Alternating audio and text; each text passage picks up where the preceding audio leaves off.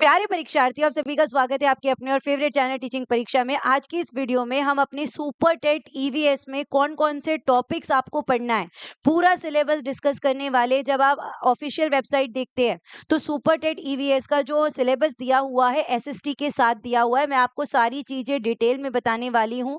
यहाँ पर मैं आपको मार्क्स भी बताऊंगी, आपको बताऊंगी कि ईवीएस से कितने क्वेश्चंस आएंगे एग्जाम में। वो सारी बातें आज की इस वीडियो में आपके पूरे डाउट्स जो है क्लियर होने वाले। तो एक बार जल्दी से वीडियो को लाइक कर देंगे, ज्यादा से ज्यादा आपको शेयर कर देना, और अगर आपने अभी तक टीचिंग परीक्षा चैनल को सब्सक्राइब नहीं किया है जल्दी से सब्सक्राइब भी कर लेंगे। ठीक है, पूरी वीडियो को अच्छे से देखिएगा।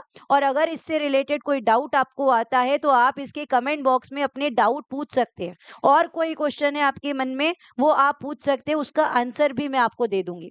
ठीक है, तो चलिए सबसे पहले हम बात करते हैं कि हमारा एग्जाम पैटर्न कैसे रहेगा। तो ये जो हमारी एग्जाम होने वाली है ऑफलाइन होने वाली है। ऑफलाइन का मतलब होता है कि आपको ओएमआर शीट दी रहेगी।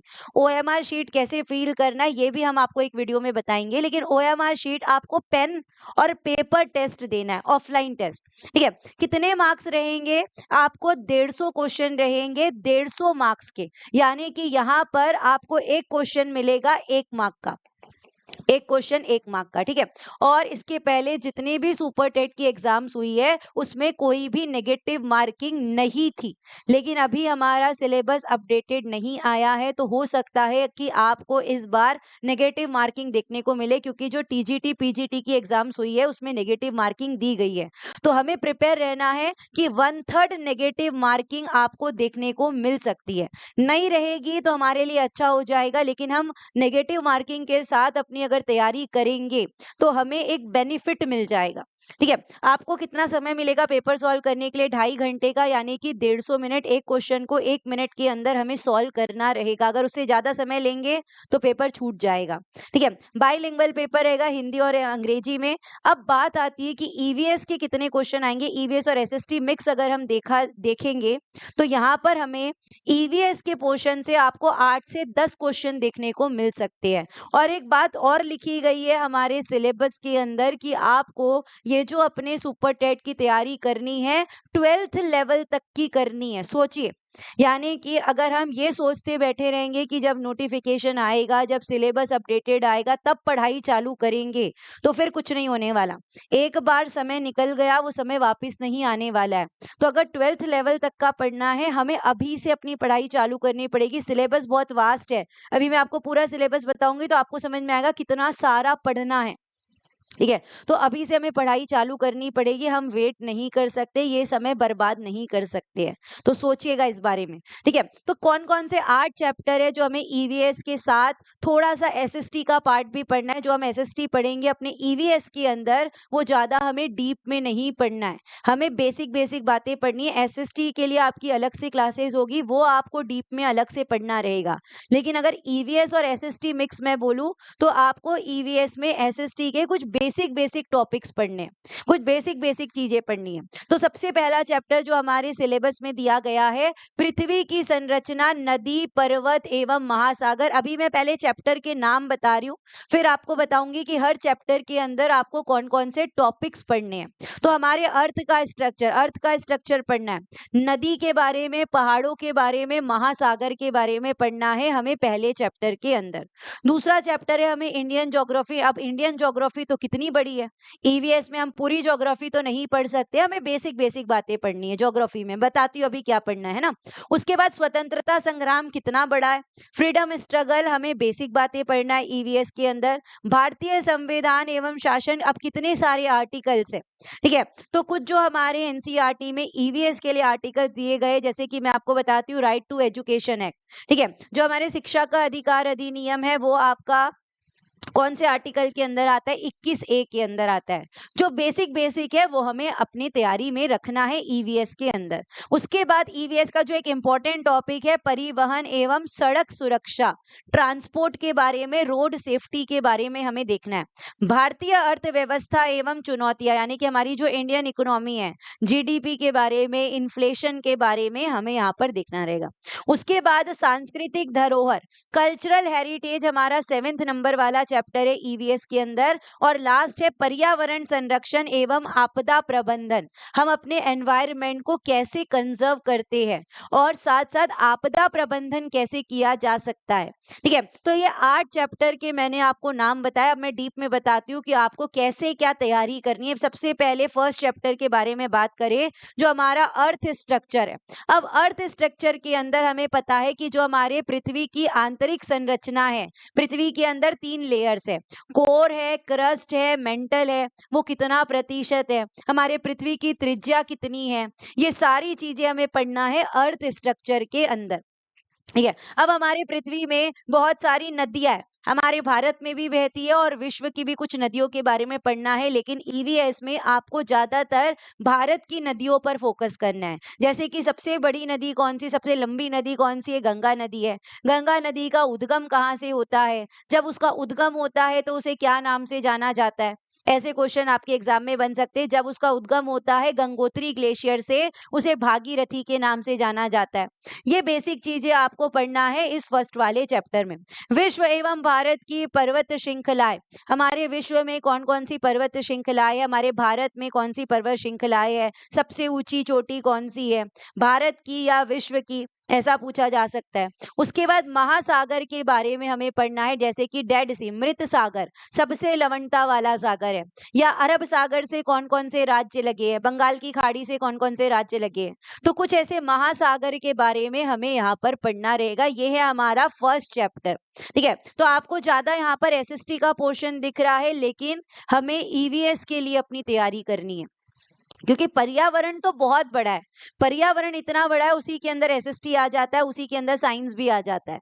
ठीक है, सेकंड चैप्टर जो हमें सिलेबस में दिया हुआ है भारतीय भूगोल, इंडियन ज्योग्राफी। अब पूरी इंडियन ज्योग्राफी तो हम नहीं पढ़ सकते हैं, तो हमें पहले भारत का नक्शा याद करना पड़ेगा। कितने राज्य है, कितनी यूनियन टेरिटरी है, तो 28 राज्य है, 8 यूनियन टेरिटरी है। कुछ राजधानी के बारे में देखना पड़ेगा कि राजस्थान की राजधानी कौन सी है। ठीक है, उसके बाद अगर वेस्ट बंगाल की देखें तो राजधानी कौन सी है।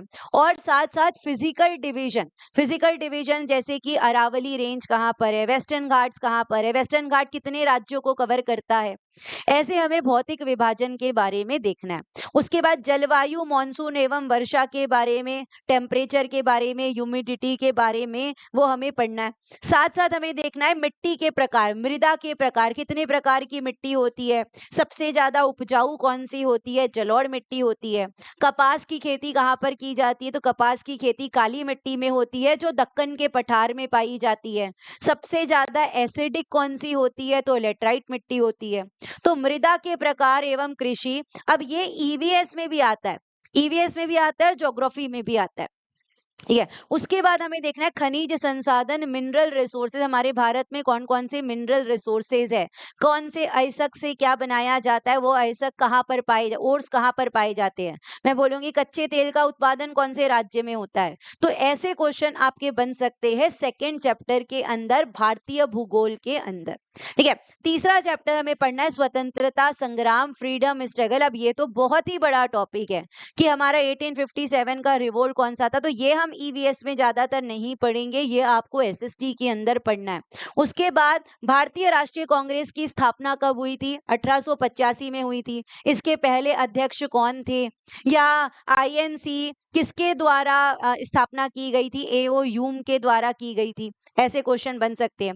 उसके बाद कुछ आंदोलन थे, जैसे कि हम देख पाएंगे यहाँ पर आपको लिखा है महात्मा गांधी के लीडरशिप में कौन कौन से आंदोलन हुए थे, नॉन कॉपरेशन कब हुआ था, सिविल डिसोबीडियंस मूवमेंट कब हुआ था, क्विट इंडिया, भारत छोड़ो आंदोलन कब हुआ था, तो 1942 में हुआ था। ऐसे क्वेश्चन आपको ईयर वाइज यहाँ पर पढ़ने रहेंगे, बस बेसिक बेसिक, ये आंदोलन कौन से साल में हुआ है, इतना ईवीएस के अंदर हमें देखना है। उसके बाद स्वतंत्रता संग्राम के प्रमुख नेता, स्वतंत्रता संग्राम में कौन कौन से नेता ने भाग लिया, कुछ नारे उन्होंने दिए थे। जैसे मैं आपको बताती हूँ कि स्वराज मेरा जन्मसिद्ध अधिकार है, ये नारा किसने दिया था, तुम मुझे खून दो मैं तुम्हें आजादी दूंगा, सुभाष चंद्र बोस ने दिया था। ठीक है, ये आपको ध्यान रखना है, इस तरीके के नारे वाले क्वेश्चन। इंकलाब जिंदाबाद, भगत सिंह ने दिया था। ऐसे क्वेश्चन आपको एग्जाम में देखने को मिल सकते हैं ईवीएस के अंदर। उसके बाद चौथा चैप्टर हमें पढ़ना है भारतीय संविधान एवं शासन, इंडियन कॉन्स्टिट्यूशन एंड गवर्नेंस। हमारे भारतीय संविधान के आर्किटेक्ट कौन थे, हमारे भारतीय संविधान को किसने बनाया है, बी आर अम्बेडकर ने बनाया। तो संविधान के निर्माण के बारे में देखना है, वो लागू कब हुआ, वो अपनाया कब गया, कितने आर्टिकल्स है, पहले जब बने थे तो कितने आर्टिकल्स थे, अब कितने आर्टिकल्स हो चुके हैं। फंडामेंटल राइट्स और ड्यूटीज के बारे में, मौलिक अधिकार और कर्तव्य के बारे में ये क्वेश्चन देखा गया है सुपर टेट की एग्जाम में, ये टॉपिक इंपॉर्टेंट रहेगा। उसके बाद यूनियन और स्टेट गवर्नमेंट यानी कि संघ और राज्य की शक्तियों के बारे में, कि इसकी नियुक्ति कौन करता है या प्रधानमंत्री की नियुक्ति कौन करता है, हमारे बोल सकते हो कि चीफ मिनिस्टर की नियुक्ति कौन करता है। साथ साथ पंचायती राज सिस्टम, पंचायती राज की अवधारणा हमें यहाँ पर देखनी रहेगी चैप्टर नंबर 4 में। ये पॉलिटी का पार्ट है, लेकिन थोड़ा सा बेसिक बेसिक जो आर्टिकल्स है, बेसिक बेसिक जो फंडामेंटल राइट्स है, वो हमें ईवीएस के अंदर देखने पड़ेंगे। ठीक है, उसके बाद 5th चैप्टर जो हमारे ईवीएस का ही है, अब ये हमारा एसएसटी के अंदर नहीं आता, ईवीएस का पार्ट है परिवहन एवं सड़क सुरक्षा, ट्रांसपोर्ट एवं रोड सेफ्टी। तो परिवहन, हम ट्रांसपोर्ट किससे किससे करते हैं, हम रोड का यूज करते हैं, हम रेलवे का यूज करते हैं, एरोप्लेन का करते हैं, हम जहाज से आना जाना करते हैं, जहाज से ट्रांसपोर्ट करते हैं। तो परिवहन के कौन कौन से साधन है, सबसे सस्ता साधन कौन सा है, सबसे महंगा साधन कौन सा है, ये पूछ सकता है। अब परिवहन के लिए कुछ संस्थाएं बनाई गई है, परिवहन के लिए कुछ संस्थाएं बनाई गई, कुछ ऑर्गेनाइजेशन बनाए गए। जैसे कि मैं आपको एक क्वेश्चन बताती हूँ कि अगर हमें ऑनलाइन ट्रेन की टिकट बुक करना है तो आईआरसीटीसी बनाया गया है। अगर हमें देखना है नेशनल हाईवे जो हमारे राजमार्ग है, राजमार्ग को कौन सा ऑर्गेनाइजेशन देखता है, एनएचएआई देखता है। ऐसे कुछ संगठन है हमारे ट्रांसपोर्ट से रिलेटेड, वो हमें यहाँ पर देखने पड़ेंगे। कुछ यातायात के संकेत, ठीक है, यातायात के संकेत, अगर ये सर्कल के अंदर लिखा हुआ है 50, सर्कल के अंदर 50 लिखा है, यानी कि वो आपको जानकारी दे रहा है, वो आपको जानकारी दे रहा है, वो आपको इंफॉर्मेशन दे रहा है कि यहाँ पर 50 से ज्यादा स्पीड मत बढ़ाओ।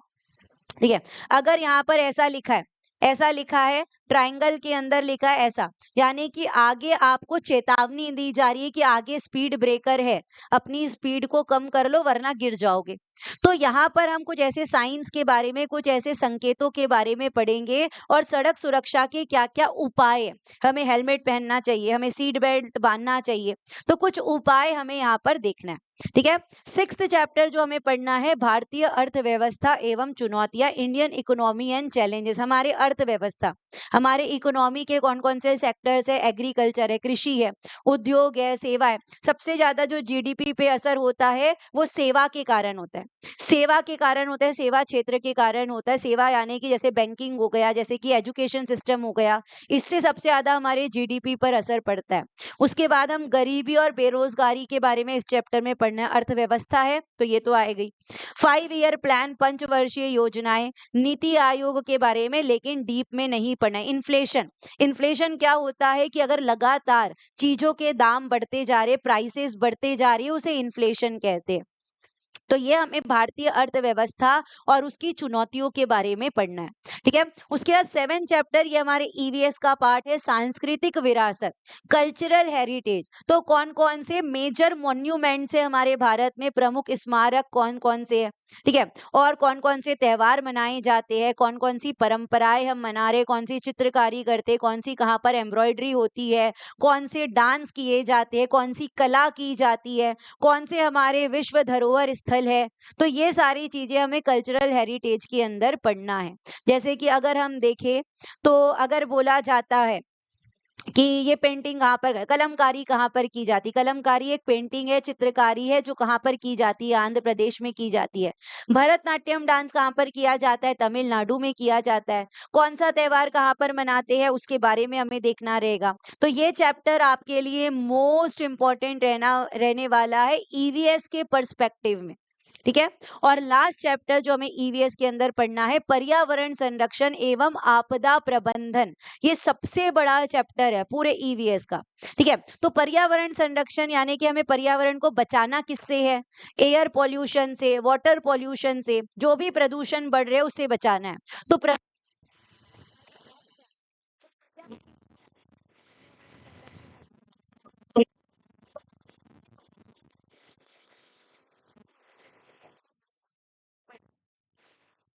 निगरानी कौन रखता है? तो सीपीसीबी रखता है, सेंट्रल पॉल्यूशन कंट्रोल बोर्ड रखता है।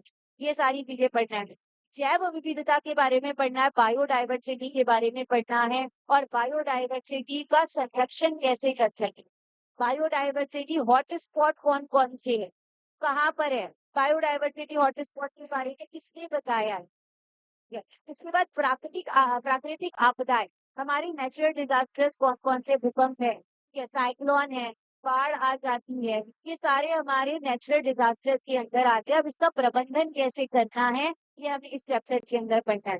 साथ साथ कुछ पर्यावरण संबंधी योजनाएं बनाई गई है और उनकी बस कैसी योजनाएं बनाई गई है हमारे पर्यावरण के लिए, मान लीजिए बनाया गया नमामि गंगे।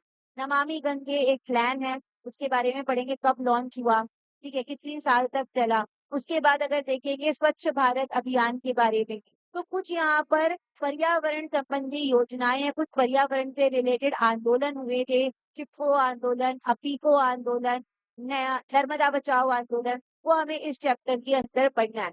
साथ साथ हम कौन से डेज मनाते हैं, जैसे कि विश्व पर्यावरण दिवस 5 जून को मनाया जाता है, जैव विविधता दिवस 22 मई को मनाया जाता है। ऐसे बहुत सारे हमारे पर्यावरण के दिवस है जो हमें इस चैप्टर में पढ़ना रहेगा।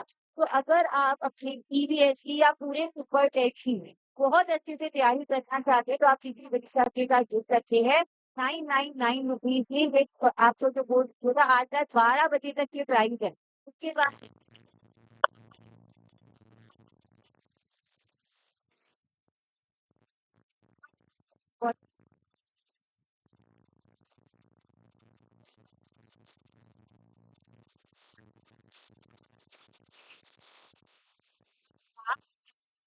तो नीचे दिए गए नंबर पर या यहाँ पर भी आपको नंबर दिया है, इस पे कॉल करके या व्हाट्सएप पर मैसेज करके आप टीवी परीक्षा के का दे सकते हैं। अब इतना हमने सिलेबस देखा तो एक क्वेश्चन होमवर्क लेना बचा।